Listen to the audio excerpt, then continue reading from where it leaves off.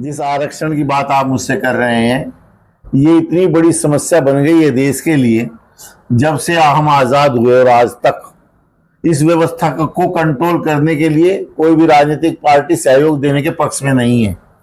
आप इसे ऐसे समझिए कि ये जो देश है एक राष्ट्र न होकर के एक परिवार है, और इस परिवार में भिन्न भिन्न प्रकार के विचार हैं।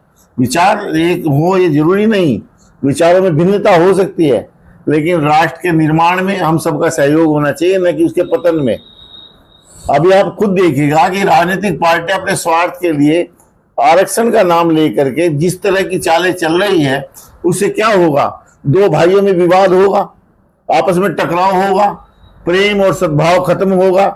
भेदभाव को आप आगे लेकर के जो बैसाखियां बांटने के चक्कर में लगे हुए। पहली बात तो ये है कि छोटा विषय नहीं है, ये बहुत बड़ा विषय है, एक बार में कहा भी नहीं जा सकता।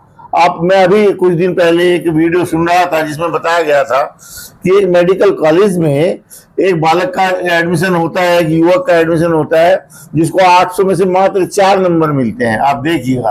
और दूसरी तरफ 587 या 585 नंबर लाने वाला भी उसी श्रेणी में आता है। दुर्भाग्य देखिएगा, इसे आप क्या कहेंगे कि क्या जिसको 4 नंबर मिला है क्या उसके लिए अच्छा हो रहा है? क्या वह सबके साथ एक श्रृंखला में बैठ पाएगा?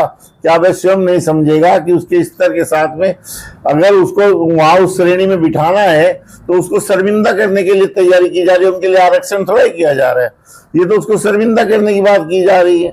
और वो आगे मेडिकल कॉलेज में एडमिशन ले रहा है। मेडिकल कॉलेज में किस तरह के वहां आगे वाइवा होगा, आगे जिसको आरक्षण मिल रहा है उसका को सहयोग थोड़ा दे रहे हैं। उसको तो आप एक तरह से उस कुंठा में डाल रहे हैं जिसको उसको सामना करना है।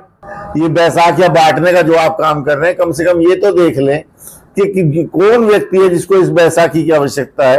ये असमानता फैला करके अगर आप सोचते हैं कि ये आपका काम सफल हो जाएगा, आपकी राजनीतिक रोटियां तो सीख जाएंगी, क्योंकि लोग इतनी गहराई से समझ नहीं रहे हैं कि आपकी जो चालें हैं वो देश का पतन करने की, देश का विकास करने की नहीं है। आप स्वयं समझने का प्रयास कीजिएगा कि किस सहयोग को चाहिए। हर बाबा साहब ने कहा था कि प्रत्येक व्यक्ति को सबसे पहले शिक्षा की तरफ बढ़ना चाहिए। शिक्षा की तरफ हम न बढ़ केवल आरक्षण की मांग पर हम आगे बढ़ना चाहते हैं, इससे तो असमानता फैलेगी, और असमानता इस हद तक फैलेगी कि एक दूसरे के सामने खड़े होकर के एक नए विवाद को जन्म दे देंगे, सड़कों पर लोग उतर जाएंगे। तो ऐसा काम देश की राजनीतिक पार्टियों को नहीं करना चाहिए। मेरा केवल एक विषय है इसमें कि जितना भी आरक्षण हम दे रहे हैं वो अगर हम किसी को कोई पिछड़ गया है, कोई पीछे रह गया है हमारा भाई, उसे साथ लाना चाहते हैं तो वो केवल एक वर्ग में थोड़ा ही है।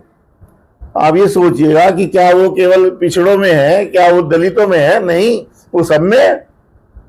आप अपने ग्राम प्रधानों को बताइए, आप अपने पार्षदों को बताइए कि वो निरीक्षण करें, सर्वे करें अपने क्षेत्रों में कि कितने लोग आर्थिक आधार पर, मानसिक आधार पर पिछड़ गए हैं। उनको भी आगे लेकर के चलना है। तो उससे जाति का क्या संबंध है? उसका जाति का संबंध ना हो करके हम सब अगर एक राष्ट्र के हम सब भाई भाई हैं तो हमें सबको इकट्ठा बढ़ना है। तो हमें अगर विकास करना है तो हमें करना अपनी योग्यता के आधार पर करना है, और अगर हमें आगे लेकर के चलना है या पिछड़ों को या पीछे रहने वालों को अपने साथ जोड़ना है, अपने कंधे से कंधा मिला के चलना है, तो वो सभी वर्ग के साथ होना चाहिए, सभी वर्ग को सहयोग मिलना चाहिए।